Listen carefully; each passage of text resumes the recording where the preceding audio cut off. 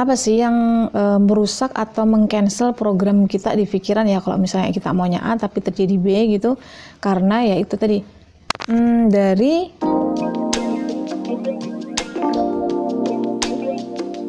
Assalamualaikum warahmatullahi wabarakatuh. Halo semuanya, jumpa lagi dengan aku Pipit Angelia.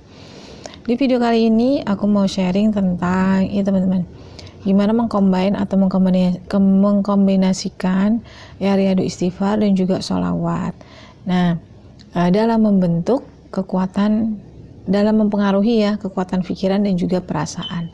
Karena buat aku hidup ini dimulai dari pikiran. Kalau pikirannya bagus, maka ya perasaannya enak, bagus juga gitu. Otomatis kenyataannya juga kita akan menarik hal-hal yang bagus-bagus juga. Nah, ini pentingnya merawat pikiran dengan istighfar dan juga sholawat.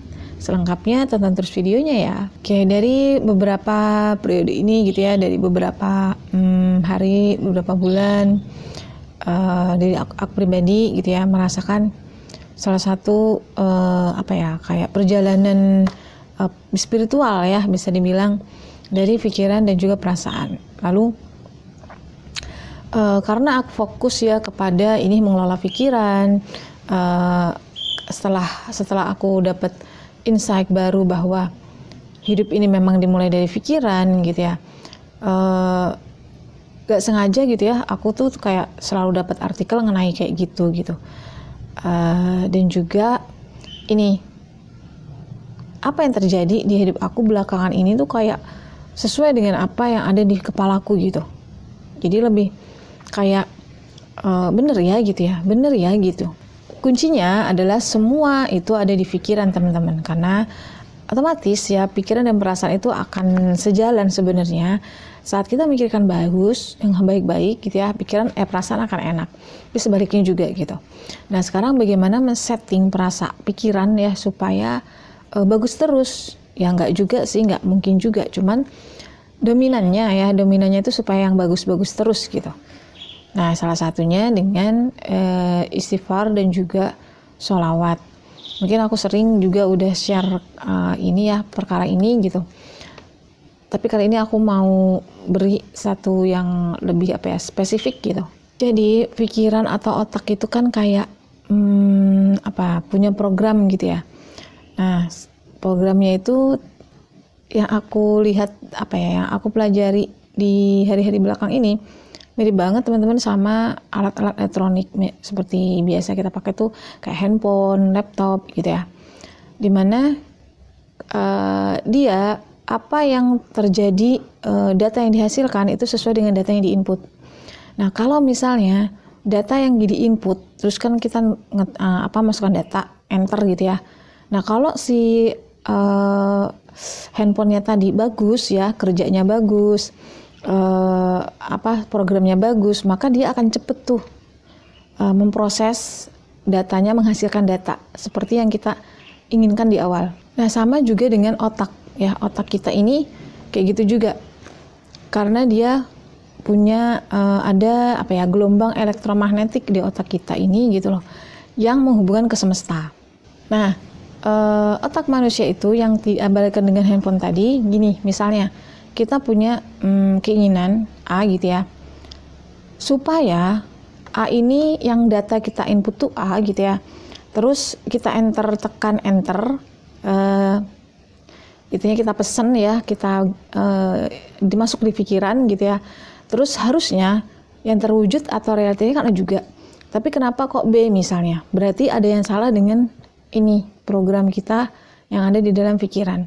Nah, salah satunya memperbaiki program yang ada di pikiran itu dengan, kalau aku yang sudah aku jalani itu istighfar dan juga sholawat.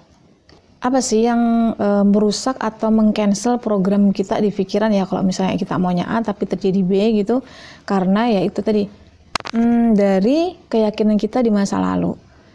Contoh misalnya kita itu sering hidup serba kekurangan gitu ya, terus kita minta berkelimpahan. Itu akan sulit kalau kita tidak menyadari bahwa kita ini selama ini pola pikirnya kekurangan. Nah, saat kita menyadari selama ini program pikiran kita itu banyak kekurangan, maka ya diperbaiki. Ya itu tadi memperbaiki dengan cara apa? Dengan cara perbanyak baca istighfar.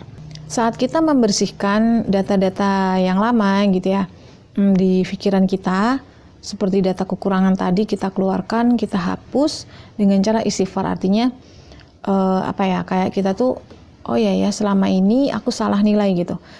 Selama ini ternyata Allah udah kasih aku banyak misalnya ya, dan gak ada kok kekurangan itu dalam hidup aku gitu. Ya bisa dimasukkan data hal-hal yang buat kita bersyukur, misalnya dari diri kita bisa buka mata, kita bisa menghirup nafas, kita bisa berbicara dengan mudah. Itu kan karena nggak pernah terfikirkan, kita nggak pernah merenungi ke sana bahwa satu diri kita ini harganya mahal banget gitu. Tapi karena kita sering berada di lingkungan yang kekurangan, jadi pikiran kita selalu melihat sisi kekurangannya. Nah, makanya kita isi dengan istighfar gitu. Kita bahwa selama ini kita udah salah menilai atas nikmat Allah yang kita nggak sadari gitu, padahal melekat di tubuh kita. Atau bisa juga misalnya kita ragu gitu ya, ragu akan yang kita terwujud, berarti kan kita sudah meragukan kuasa Allah. Berarti input dengan hal-hal yang membuat kita yakin, misalnya dengan baca Quran ya, di situ banyak ayat-ayat yang relate dengan kayak pembuktikan kuasa Allah, atau kisah-kisah terdahulu, kita suka baca buku. Nah itu menurut aku sangat bagus banget untuk dibuat ya, dipakai untuk menginput ulang data di dalam pikiran kita. Dan terutama kita juga harus bisa mengampuni ya, memaafkan atas mungkin selama ini kita ngerasa kekurangan gitu ya. Kemudian kita ngerasa sering kecewa gitu ya. Kok sebenarnya itu karena kita mengizinkan kan gitu. Kalau kita nggak mengizinkan kita kecewa, sebagaimanapun orang berlaku, buat aku kita nggak pernah akan kecewa gitu. Tapi karena kita ngizinin, kita kecewa, jadinya kita kecewa. Jadi istighfarnya ya, pada saat istighfar tuh kita benar-benar dengan hati ya, menginput di kepala kita gitu. Makna istighfar itu kan mohon ampunan, berarti di pikiran itu benar-benar pengen berubah gitu, pengen data baru gitu. Jadi saat kita ngakui kesalahan ya, benar-benar kayak iya aku salah gitu ya selama ini, berarti pikiran kita sudah mulai berubah nih mindsetnya, bahwa aku harus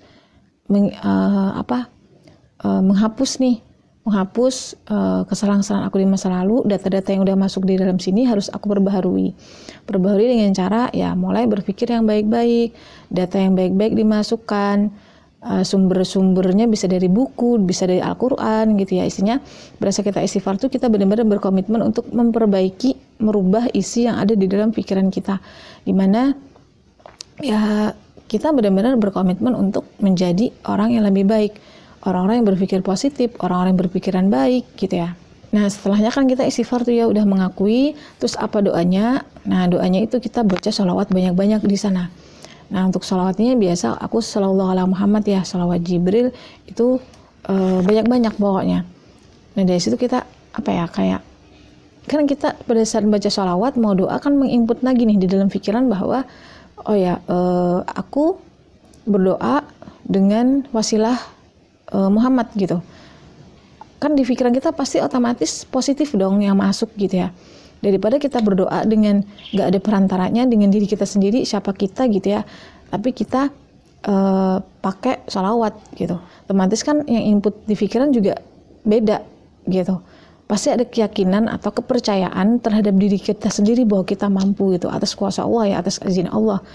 Karena kita pakai perantara nih, perantaranya gak main-main nih perantaranya gitu kan.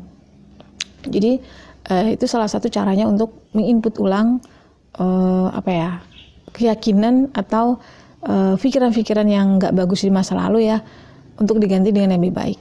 Tapi tentunya ini juga dipraktek ya teman-teman. Jadi pada saat kita udah praktek istighfar, sering istighfar ya, terus kita mau doa, baca sholawat, pastikan pada saat kita berdoa, kondisi pikiran kita itu udah nggak semerawut ya, udah nggak kacau. Karena kan istighfar tuh nggak mungkin orang yang beristighfar tuh pikirannya masih kacau. Pasti udah relax nih, santai pikirannya. Dan pada saat itulah kita berdoa. Ini doa itu kan kalau di hukum the law of attraction ada beberapa gelombang otak ya. Di gelombang otak alfa dan juga theta. Nah, itu adalah kondisi yang santai, yang rileks, yang tenang. Jadi, usahakan kita selalu berada di posisi itu, pikirannya itu yang simpel-simpel aja ya, yang rileks gitu ya. Sehingga pada saat kita posisi itu terus kita berdoa, otomatis gelombang otaknya ini akan selaras dengan semesta gitu.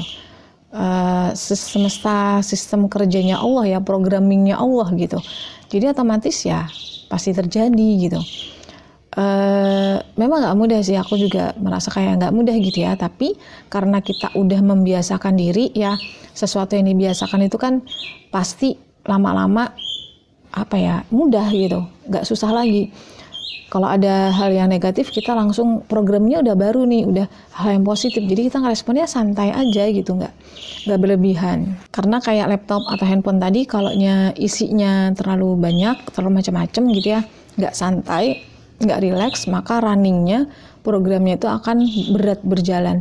Parahnya nanti bisa stres, hang gitu ya otak kita gitu, nggak bisa lagi, malah depresi gitu. Nah, dalam hal kayak gitu kan nggak mungkin program semesta ini bisa memprogram gitu.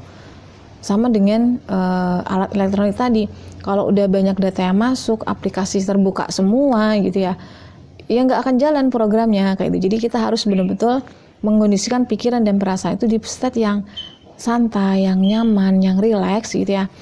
Jadi nggak ngoyo, kita beraktivitas itu dengan yang simpel-simpel aja gitu. Kita bawa santai, kita bawa, kalau bahasa agama itu ikhlas ya, kita bawa ikhlas kondisi pikiran dan perasaan, karena ya dengan pikiran rileks santai maka perasaan juga nyaman gitu. Dan di saat itu programnya ya, apa yang kita input tadi jalannya cepat, otomatis realita kita ya akan menjadi fakta gitu, cepat menyampaikan kita kepada kenyataan yang diinginkan. Oke, itu aja dulu sharing dari video aku kali ini. Semoga bermanfaat dan sampai jumpa lagi di video-video aku selanjutnya. Semoga kita semua dalam menjalani hari ya bisa selalu rileks, santai, dan semoga kita semua Allah mudahkan mendapatkan apa yang diinginkan. Amin. Wassalamualaikum warahmatullahi wabarakatuh. Dadah.